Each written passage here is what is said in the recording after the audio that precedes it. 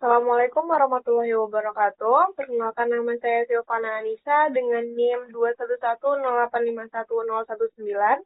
Dalam kesempatan ini saya akan menyampaikan hasil penelitian saya yang berjudul Faktor Indonesia dalam menyesuaikan skema SIBAM Uni Eropa, studi kasus ekspor besi dan baja Indonesia. Dengan dosen pembimbing Bapak Dr. Apriwan dan Ibu Diah Anggraini Austin. Pertama kita masuk ke latar belakang. Hubungan dagang antara Indonesia dan Uni Eropa sudah berlangsung sejak beberapa dekade terakhir dan terus berkembang hingga saat ini. Diketahui pada tahun 2023, angka perdagangan bilateral antara Indonesia dan Uni Eropa mencapai 29 miliar euro, dengan angka ekspor Uni Eropa di angka 11,3 miliar dan impor di angka 18,3 miliar. Walaupun perdagangan bilateral antara dua wilayah ini menunjukkan tren yang positif, namun tantangan baru muncul seiring dengan kebijakan perdagangan dan lingkungan yang diterapkan oleh Uni Eropa. Salah satunya adalah SIBAM, Carbon Border Adjustment Mechanism, yang merupakan salah satu kebijakan yang termasuk dalam European Green Deal, yaitu skenario Uni Eropa untuk mewujudkan net zero emission di tahun 2050. Apa itu SIBAM? SIBAM menjadi sebuah instrumen Uni Eropa untuk menentukan tarif atas karbon yang dikeluarkan selama proses produksi barang impor yang masuk ke wilayah Uni Eropa.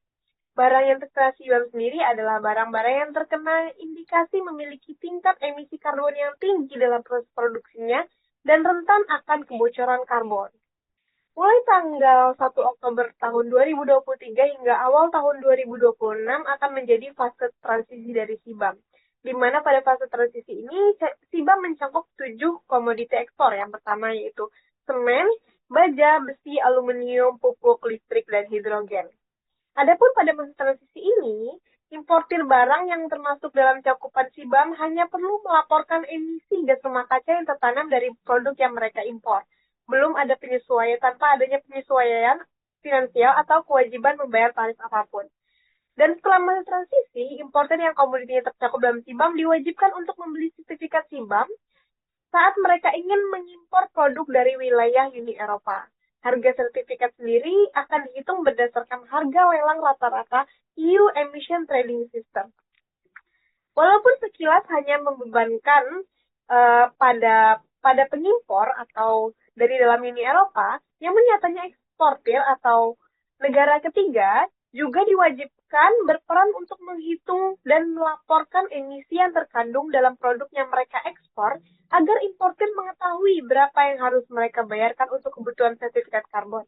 Dan tidak hanya itu, negara ketiga juga didorong mulai beralih ke produksi ramah lingkungan rendah emisi, sehingga pengimpor tidak terbebani dalam membayar SIBAM dalam jumlah yang besar. Mengingat SIBAM itu berdasarkan per ton emisi yang dihasilkan oleh produk yang diekspor atau diimpor.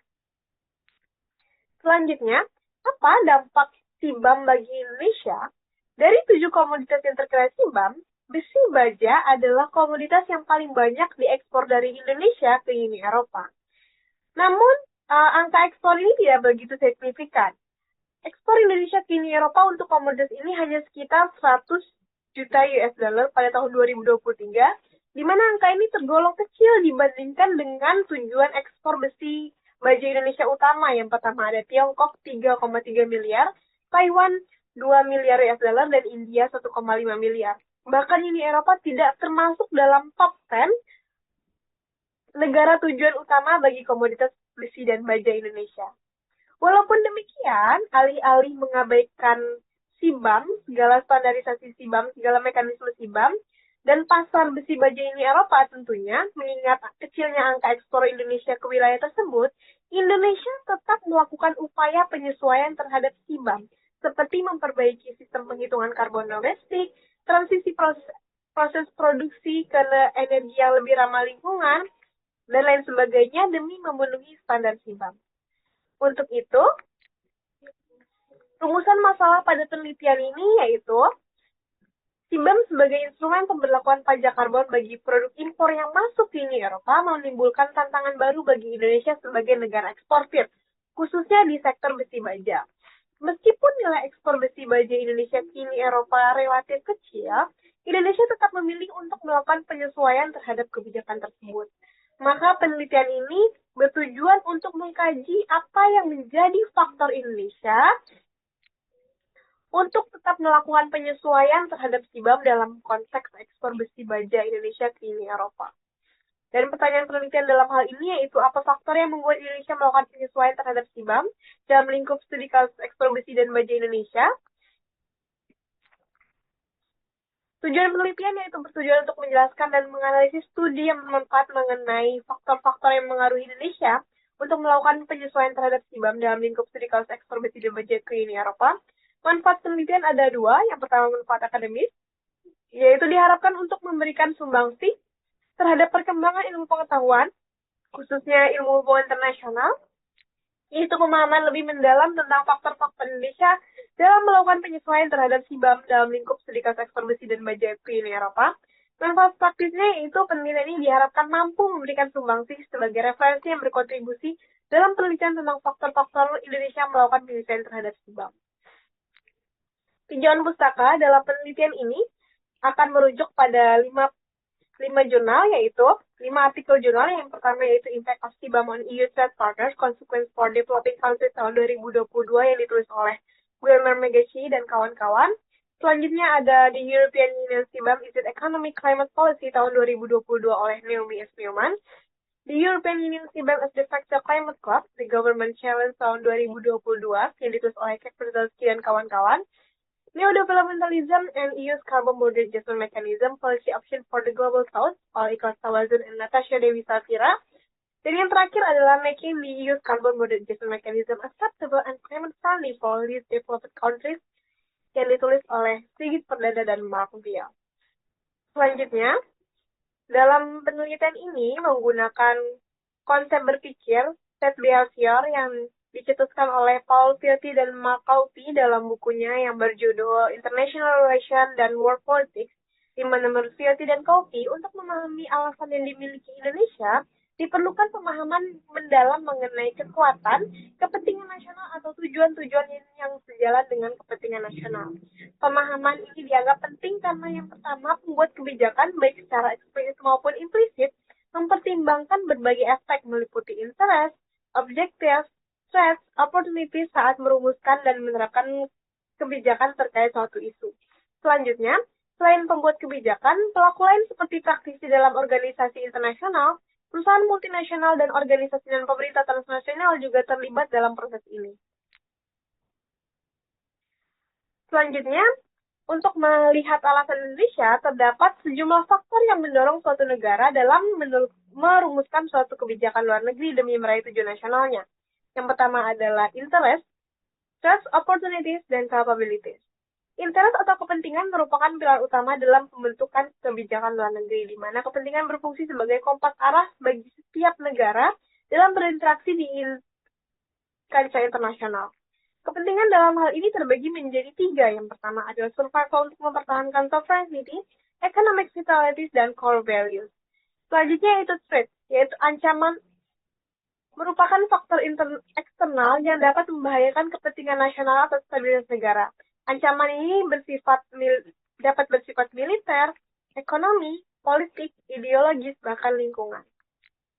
Selanjutnya yaitu opportunities atau peluang, yaitu kondisi dalam sistem internasional yang membuka ruang bagi negara untuk bertindak secara strategis dalam mencapai kepentingan nasionalnya. Peluang ini dapat muncul dari perubahan geopolitik, dinamika ekonomi global, perkembangan teknologi, dan situasi krisis di negara lain.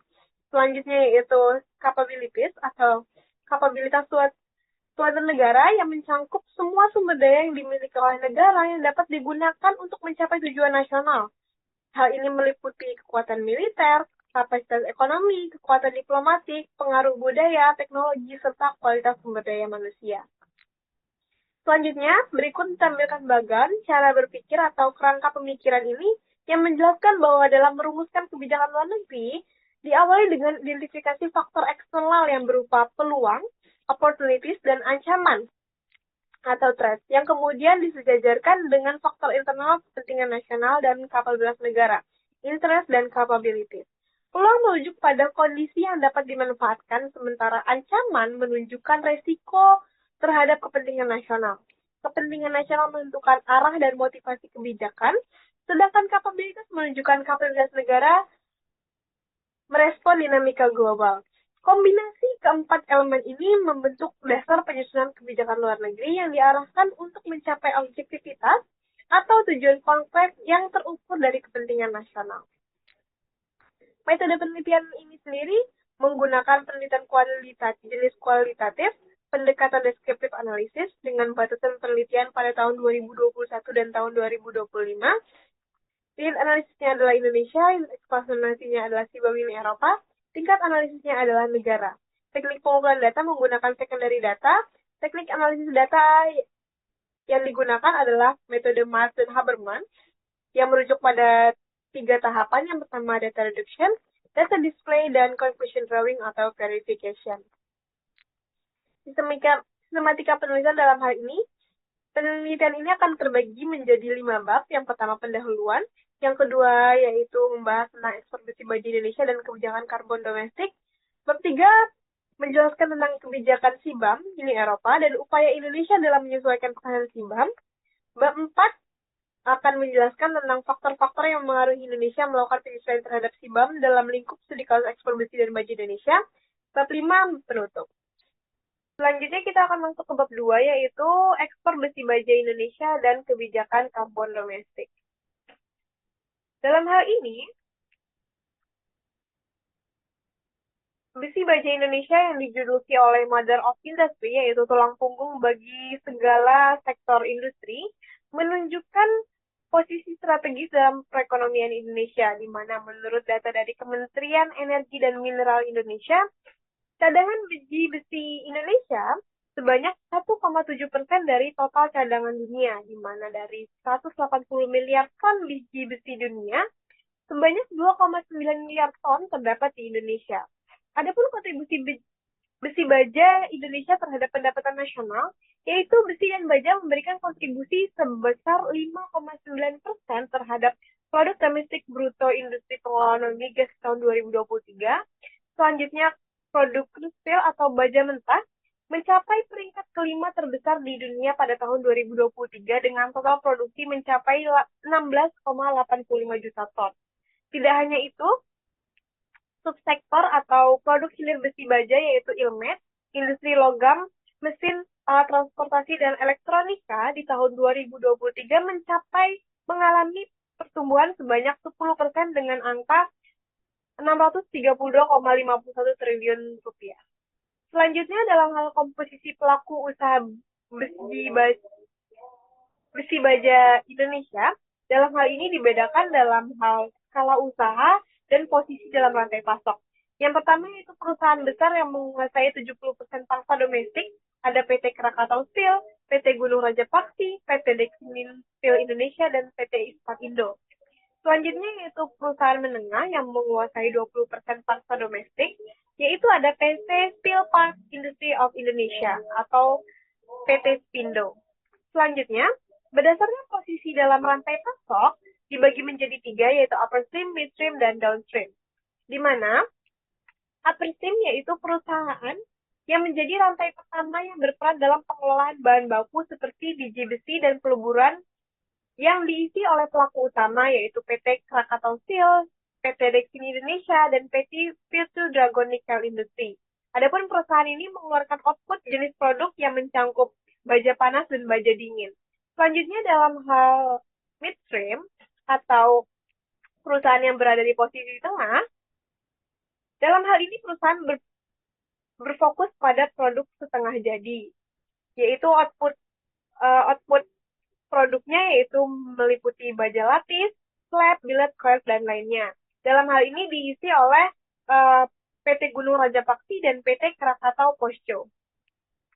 Selanjutnya itu adalah segmen hilir atau downstream, yaitu yang berada di rantai terakhir yang berperan sebagai penghasil produk hilirisasi dan berpotensi memberi nilai tambah pada produk, yaitu diisi oleh PT Steel Plant Industry of Indonesia Spindo dan PT KHI Pipe and Industry. Selanjutnya, berikut ditampilkan ekspor besi baja Indonesia dari tahun 2012 hingga tahun 2023 yang selalu mengalami peningkatan.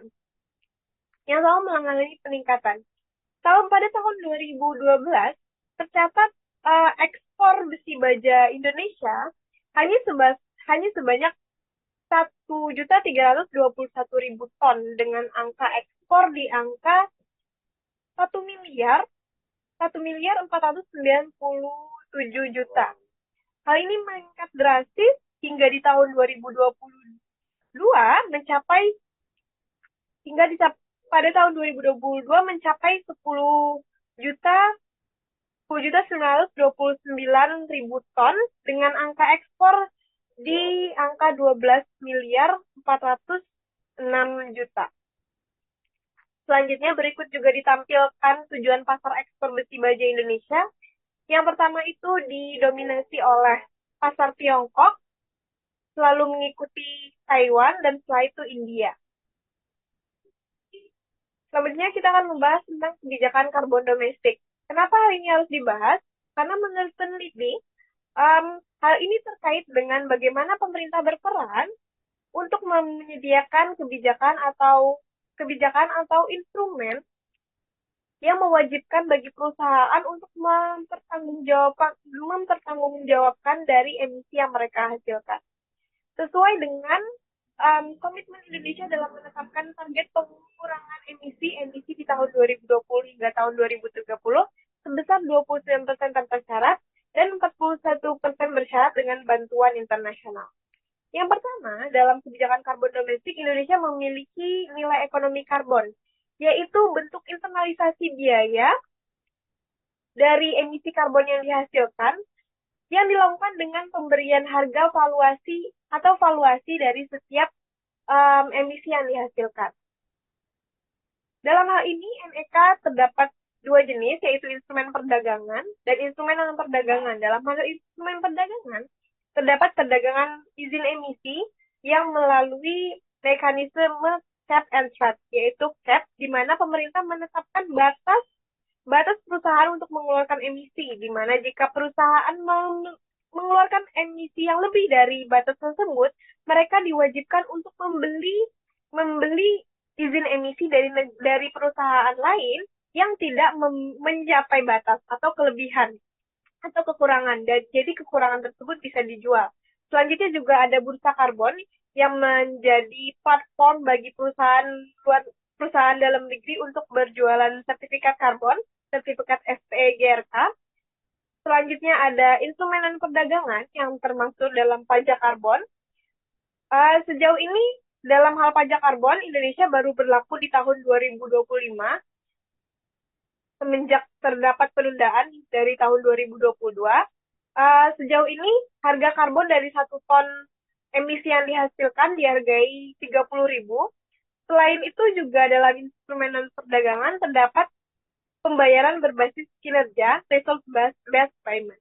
Selanjutnya ada Sistem Registri Nasional Perubahan Iklim atau SLNTI, di mana platform ini berbasis web ini yang dikembangkan oleh KLHK, Kementerian Lingkungan Hidup RI, digunakan untuk mengelola, menginventarisasi, dan menyediakan data serta informasi mengenai aksi dan sumber daya yang berkaitan dengan mitigasi dan adaptasi perubahan iklim di Indonesia. Selanjutnya kita akan masuk ke bab 3, yaitu kebijakan Carbon Border Adjustment Mechanism (CBAM) Uni Eropa dan upaya Indonesia dalam menyesuaikan standar CBAM. Dalam hal ini pertama akan membahas latar belakang kenapa Uni Eropa memberlakukan CBAM. Yang pertama yaitu keterkaitan antara Uni Eropa dan ambisi net zero emission. Uni Eropa menetapkan target pengurangan emisi di tahun 2030 sebanyak 58%. Sedangkan target net zero emission atau emisi netral di tahun 2050. Uni Eropa bertekad untuk menjadikan Uni Eropa sebagai benua pertama yang netral karbon, sekaligus menetapkan standar bagi negara-negara dan kawasan lain di dunia. Selain itu, untuk mewujudkan ambisi tersebut, Uni Eropa menerapkan dua instrumen utama. Yang pertama yaitu penetapan harga karbon dan regulasi lingkungan. di mana penetapan harga karbon mencangkup sistem perdagangan emisi, pajak karbon, serta subsidi untuk energi bersih yang bertujuan mendorong sektor industri dan energi beralih ke teknologi rendah emisi. Selanjutnya juga hal ini berkaitan dengan European Green Deal sebagai pilar kebijakan lingkungan. Seperti yang sudah dijelaskan sebelumnya, bahwa CBAM merupakan bagian dari European Green Deal, di mana European Green Deal menjadi rangkaian upaya Uni Eropa untuk mencapai kondisi karbon netral tahun 2050 dalam rangka mitigasi perubahan iklim. Terdapat 8 bidang utama pembentuk European Green Deal yang sudah tertera dalam slide ini. Selanjutnya adalah antisipasi kebocoran karbon. Apa itu kebocoran karbon? Kebocoran karbon mengacu pada situasi yang terjadi dengan alasan biaya yang terkait dengan kebijakan iklim, yaitu ketika terdapat peningkatan emisi gas rumah kaca di suatu negara akibat penurunan emisi di negara lain dengan kebijakan perubahan iklim yang ketat. Secara sederhana, kebocoran karbon dapat dipahami ketika suatu perusahaan yang berada di negara yang memiliki kebijakan ketat terkait karbon, pajak karbon yang tinggi, dan lain sebagainya, memilih untuk memindahkan perusahaannya ke negara yang memiliki kebijakan karbon yang kurang ketat untuk menghindari tambahan biaya dalam produksi. Selanjutnya, di mana letak regulasi CBAM dalam peraturan Uni Eropa?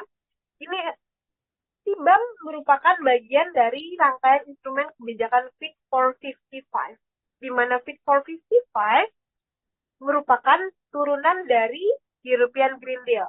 Jadi masuk dalam agenda European Green Deal.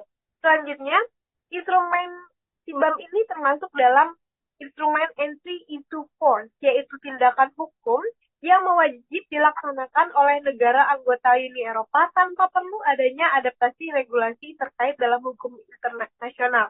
Merujuk pada artikel 6 pasal 2 European Commission tahun 2022.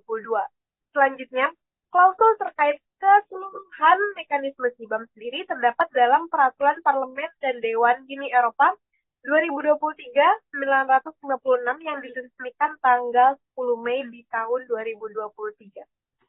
Selanjutnya, bagaimana mekanisme dan cara kerja CBAM? Yang pertama, mekanisme pelaporan CBAM. CBAM akan memastikan kesetaraan biaya karbon yang dikeluarkan perusahaan luar Uni Eropa dengan perusahaan domestik Uni Eropa dengan cara mengharuskan importir barang tertentu ke Uni Eropa untuk membeli sertifikat CBAM yang mencerminkan harga karbon yang seharusnya dibayarkan jika karbon tersebut diproduksi sesuai dengan standar harga karbon di Uni Eropa. Harga karbon Uni Eropa sendiri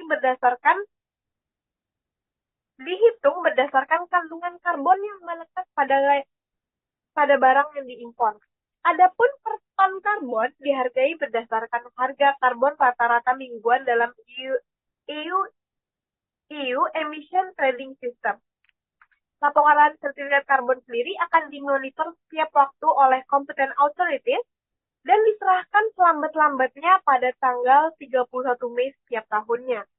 Selanjutnya, prosedur akan dilanjutkan ke tahap verifikasi, audit, agar meningkatkan komitmen dan mencegah potensi penyalahgunaan. Selanjutnya, laporan CBAM dapat diajukan oleh beberapa pihak. Yang pertama ada importir langsung, pihak yang diberi wewenang, dan perwakilan pabean tidak langsung. Selanjutnya, apa peran sertifikat karbon dalam CBAM? Sertifikat karbon menunjukkan environmental responsibilities terhadap emisi yang dilakukan dari setiap aktivitas impor. Selanjutnya, pendapatan yang dihasilkan oleh penjualan sertifikat CBAM akan dimasukkan ke dalam anggaran Uni Eropa sebagai pendapatan umum. Nantinya, pendapatan tersebut akan menjadikan dana yang didonorkan untuk negara berkembang bagi transisi energi. Selanjutnya, apa peran negara ketiga, atau dalam hal ini negara eksportir? Negara ketiga memegang peran administratif yang berkaitan dengan kebutuhan untuk menyiapkan data emisi gas rumah kaca dari produk yang mereka ekspor. Selanjutnya, melaporkan pungutan karbon yang telah dibayarkan negara asal di negara asal, baik itu pajak karbon atau sistem perdagangan emisi, agar importir dapat mengklaim pengurangan sertifikat CBAM yang harus dibayarkan. Jadi, jika di dalam negeri suatu produk sudah membayar pajak karbon dan lain sebagainya, pajak karbon tersebut akan dikurangi dengan harga karbon yang ada di dengan yang harga berdasarkan di Uni Eropa. Contohnya saja, jika pajak karbon di suatu negara ada 100.000 dan pajak karbon di Uni Eropa berdasarkan European Emission Trading System adalah 500.000 misalnya, maka uh, sertifikat yang dibayarkan hanya 400.000, 500.000 dikurangi 100.000. Selanjutnya yaitu negara ketiga juga didorong untuk melakukan upaya transisi energi dan produksi ramah lingkungan yang menghasilkan rendah emisi. Sehingga importir tidak dibebani atau tidak terlalu terbebani dalam hal emisi. Sehingga membayarkan dalam jumlah yang lebih sedikit. Selanjutnya, terdapat sanksi jika terdapat penyalahgunaan atau segala bentuk kecurangan dalam CBAM ini. Yang pertama itu sanksi denda sebanyak 3 hingga 5 kali lipat harga rata-rata sertifikat CBAM di tahun sebelumnya untuk setiap sertifikat yang tidak diserahkan sesuai tanggal dan segala bentuk kecurangan. Selanjutnya itu jika terdapat pelanggaran, maka otoritas CBAM dapat menangguhkan akun CBAM dari pemberi informasi yang berwenang. Jadi, importir ini akan ditangguhkan untuk memasukkan barang ke Uni Eropa. Selanjutnya, apa sih upaya Indonesia untuk menyesuaikan diri terhadap CBAM dalam hal ini? Yang pertama, Indonesia aktif dalam meningkatkan pemahaman terkait CBAM. Yang pertama yaitu pemahaman ini dibangun melalui berbagai platform diskusi, lokal karya, workshop yang melibatkan beragam pemangku kepentingan termasuk pemerintah, akademisi, dan pelaku usaha. Dalam hal ini, kegiatan-kegiatan tersebut tidak hanya memperkuat pengetahuan teknis dan regulatif, tetapi juga menciptakan dialog lintas sektor yang memperkuat kesiapan nasional dalam menghadapi CBAM. Selanjutnya, pemerintah juga mengembangkan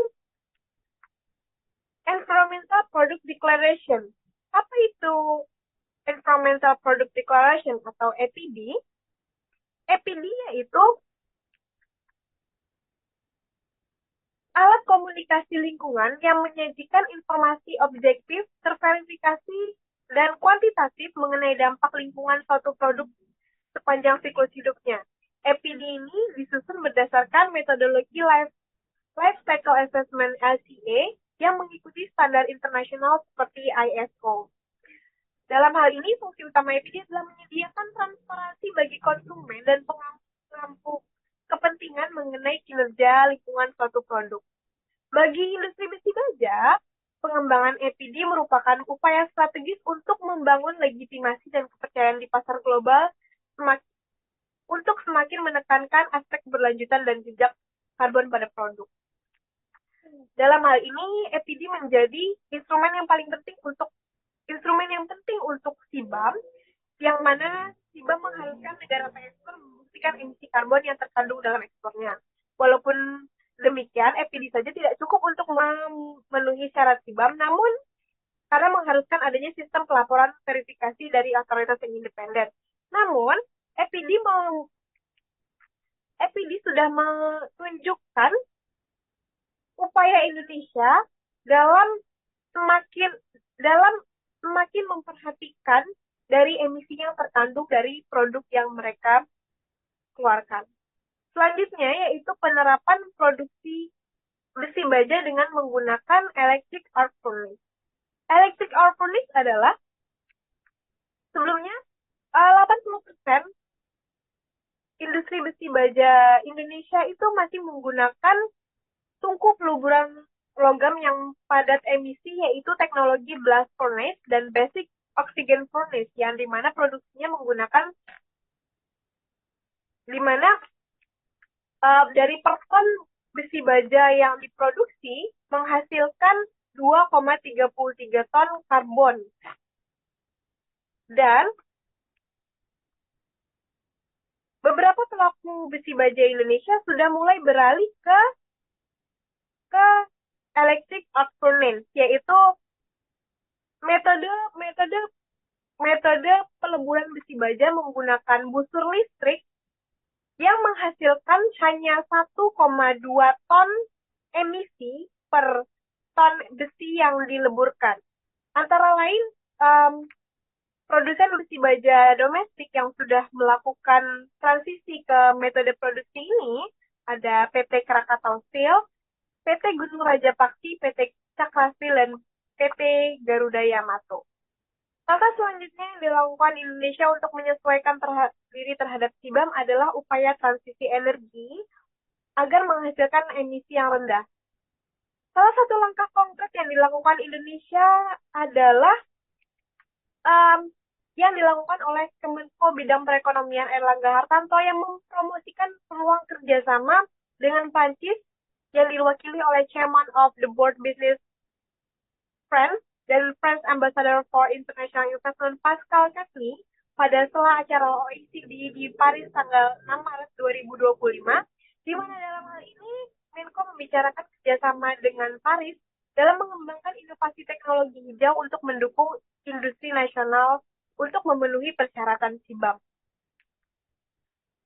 Dalam hal ini, Indonesia meminta dukungan Prancis dalam hal transfer teknologi, investasi, dan pengembangan kapasitas industri rendah karbon, khususnya sektor baja, aluminium, dan pupuk.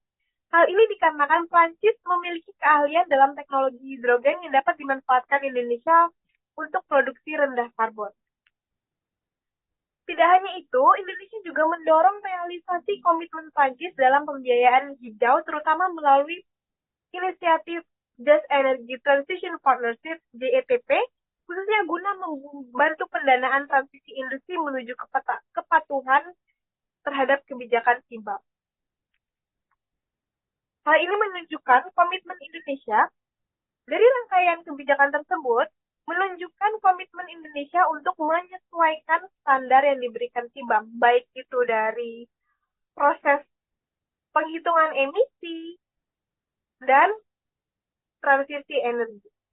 Selanjutnya kita masuk ke bab 4 yang menjadi bab analisis terkait faktor-faktor yang mempengaruhi Indonesia melakukan penyesuaian terhadap CBAM dalam lingkup studi kasus ekspor besi dan baja Indonesia, di mana penyesuaian ini dilakukan oleh Indonesia untuk menyesuaikan standar CBAM yang telah peneliti jabarkan di bab 3.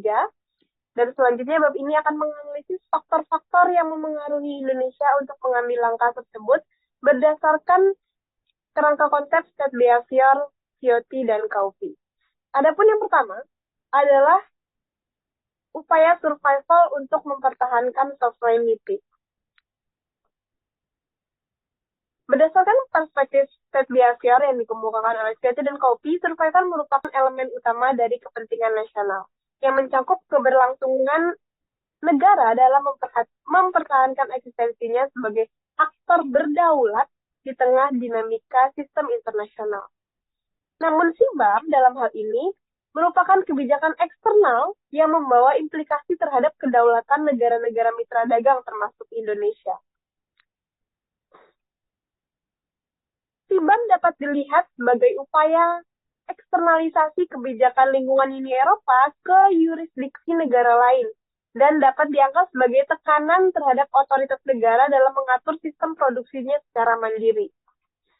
Dan jadi CBAM dapat diartikan menuntut negara-negara lain untuk menyesuaikan mekanisme atau standar yang dibuat oleh Uni Eropa. Dalam hal ini, Indonesia menyesuaikan terhadap CBAM tidak semata-mata mencerminkan kepatuhan terhadap norma internasional atau keinginan mempertahankan pasar Eropa, tapi mencerminkan upaya untuk menjaga kedaulatan negara dalam konteks global yang semakin bergantung. Jika Indonesia memilih untuk tidak menyesuaikan diri, maka bukan hanya ekspor yang terancam, tetapi juga posisi sebagai negara yang mampu berdiri sejajar dalam tata kelola global. Dengan menyesuaikan terhadap CBAM, Indonesia berusaha memastikan bahwa keputusan atas kebijakan nasional tetap berada di tangannya, bukan semata-mata dikendalikan oleh tekanan eksternal. Ini adalah bentuk pertahanan kedaulatan yang bersifat strategis, bukan hanya penolakan frontal, tetapi melalui kalkulasi rasional terhadap dinamika kekuasaan internasional. Kepentingan selanjutnya yang dimiliki oleh Indonesia adalah menjaga economic vitality. Menjaga economic vitality dalam hal ini secara sederhana dapat dilihat dengan mengalihkan pasal ekspor besi baja Indonesia dari Uni Eropa ke tempat lain yang lebih potensial gitu, mengingat rendahnya ekspor besi baja Indonesia dan harus juga terkena CBAM. Namun, CBAM nyatanya tidak hanya sampai di situ.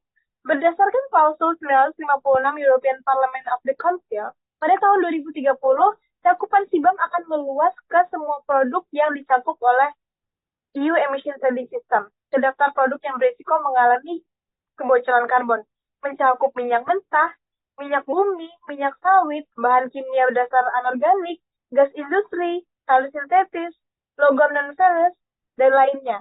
European Union juga akan melihat emisi tidak langsung yang dihasilkan dari proses produksi.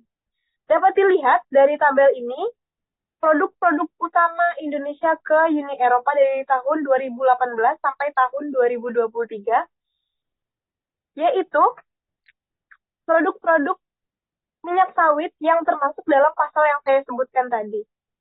Dengan demikian, dalam hal menjaga economic vitality, penyesuaian CBAM oleh Indonesia pada sektor ekspor besi dan baja menjadi bentuk pembelajaran dan antisipasi bagi Indonesia untuk menghadapi dampak CBAM secara lebih luas demi melindungi sektor ekonomi vital nasional ke depannya.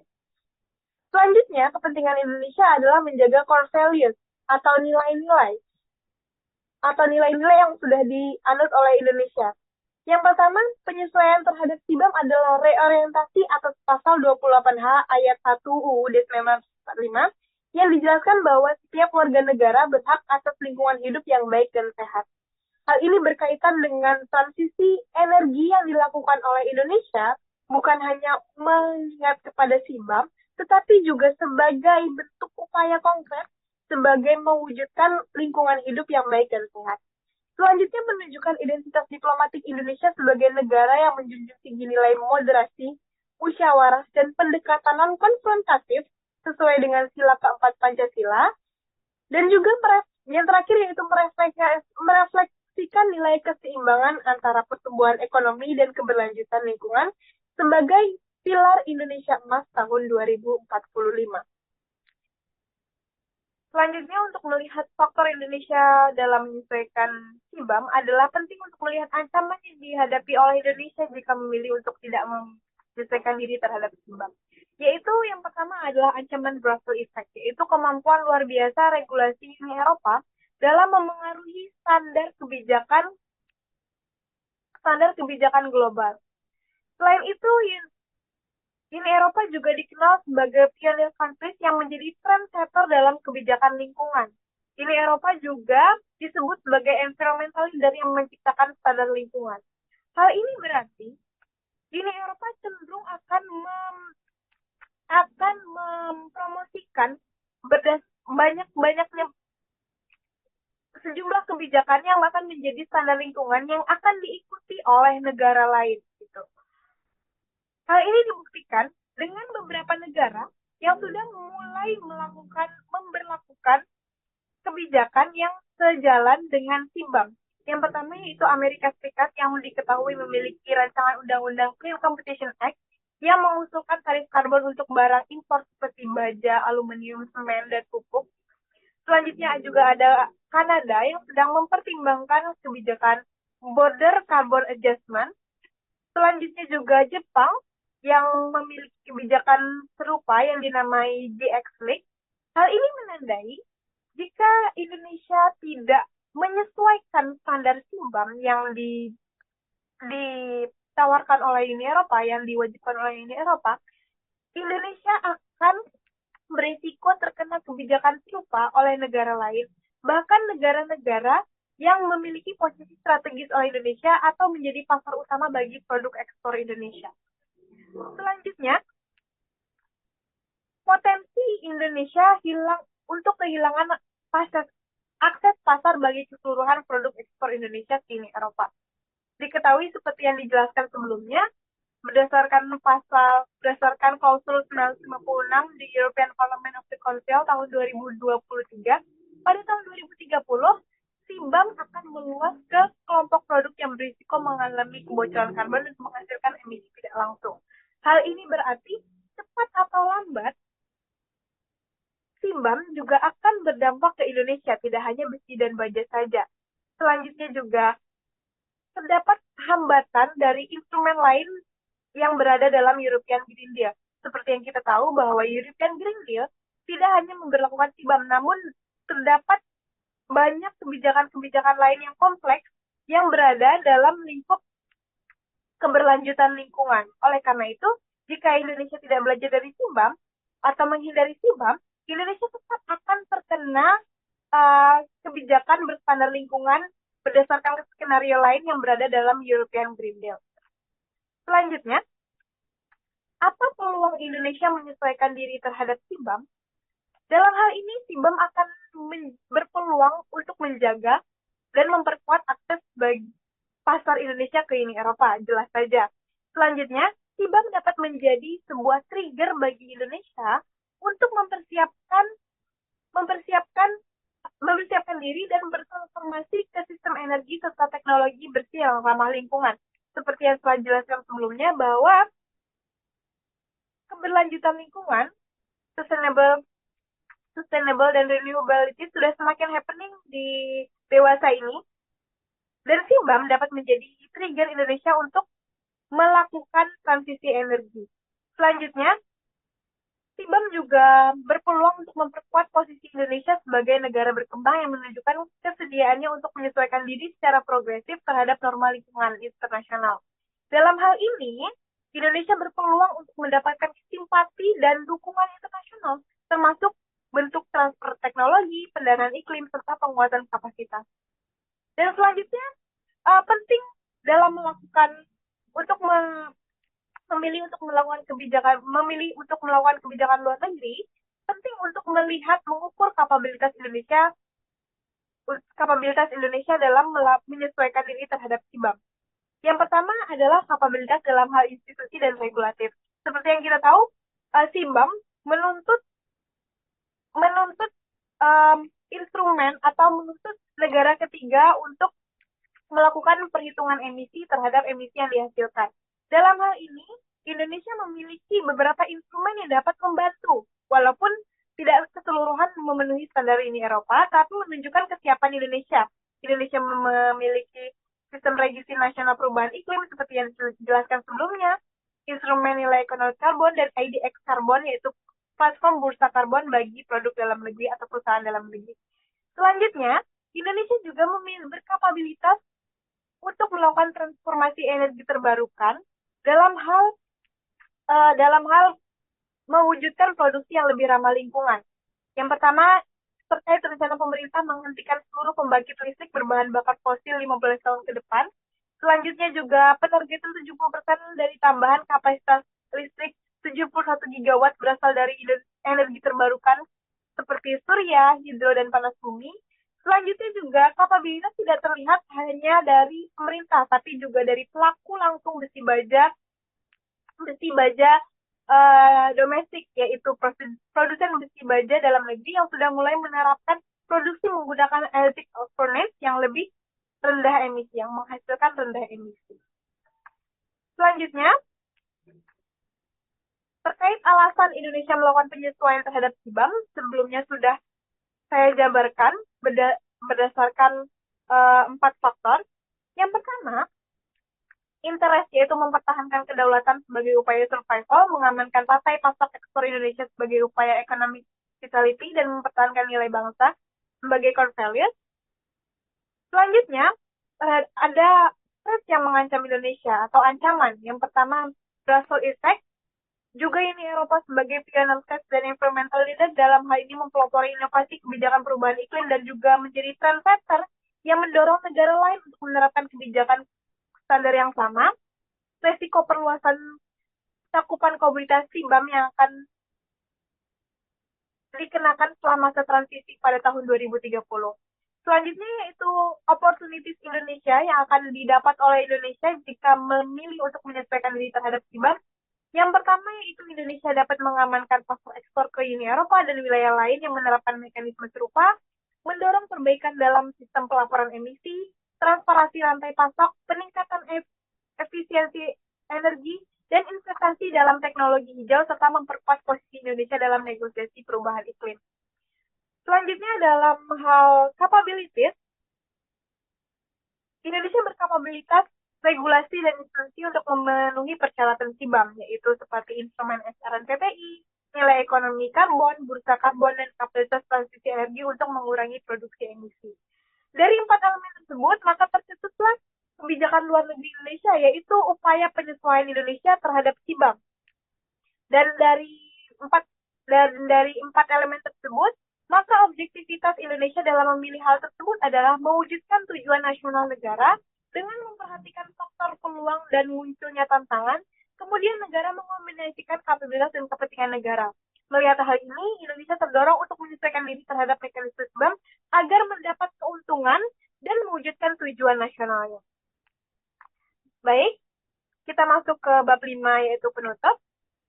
Jadi kesimpulan dari penelitian ini adalah keputusan Indonesia untuk melakukan penyesuaian meskipun secara ekonomi ekspor ke Uni Eropa tidak dominan dibandingkan dengan pasar lain, mencerminkan strategi yang rasional dan berorientasi jangka panjang. Tujuannya adalah memastikan posisi kompetitif Indonesia di pasar global dan mendorong reformasi domestik dan memperkuat peran dalam tata kelola iklim internasional. Dengan demikian, penyesuaian Indonesia terhadap SIBAM merupakan bentuk kalkulasi strategis yang bertujuan memenuhi objektif nasional melalui pemanfaatan peluang, pengelolaan, ancaman, dan optimalisasi kapasitas yang dimiliki. Maka dari itu, sikap Indonesia terhadap SIBAM bukan sekadar respon pasif, melainkan strategi rasional yang berorientasi pada kepentingan jangka panjang negara ini. Baik, dari itu, berakhirlah penelitian saya, berakhirlah presentasi saya dari penelitian ini. Dari penelitian ini, saran yang didapat yaitu penelitian ini memiliki keterbatasan karena hanya mencakup fase transisi SIBAM di tahun 2023 dan tahun 2025 sebelum kebijakan penuh seperti kewajiban finansial dan perluasan produk cakupan SIBAM. Oleh karena itu, diperlukan studi lanjutan yang mendalam pasca tahun 2026 untuk mengevaluasi jika ada alasan atau langkah lanjutan Indonesia setelah SIBAM berlaku penuh, sekaligus membuka peluang kajian jangka panjang terhadap efektivitas kebijakan industri hijau nasional. Baik, sekian presentasi dari saya. Jika ada pertanyaan, bisa ditambahkan di kolom komentar. Saya akhiri, wabillahi taufiq wal hidayah. Wassalamualaikum warahmatullahi wabarakatuh.